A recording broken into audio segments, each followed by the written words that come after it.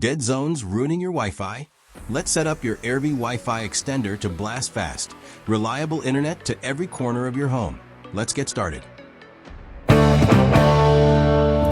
Setup using WPS method.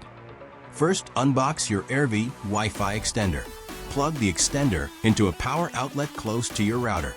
Wait for the power LED to turn solid. Now go to your Wi-Fi router and press WPS button for 2 seconds. Within 2 minutes, press WPS button on Aervy Wi-Fi extender for 2 seconds. Wait for the Wi-Fi LED to turn solid green. That means extender successfully connected to your Wi-Fi router. Check your mobile or laptop Wi-Fi. You will get more extender SSID showing your existing Wi-Fi name followed by EXT. Use the same Wi-Fi password as your existing Wi-Fi password to connect extender SSID. Unplug the extender and move it halfway between your router and the weak area. Plug it back in. It will auto-connect using the same Wi-Fi credentials. That's it.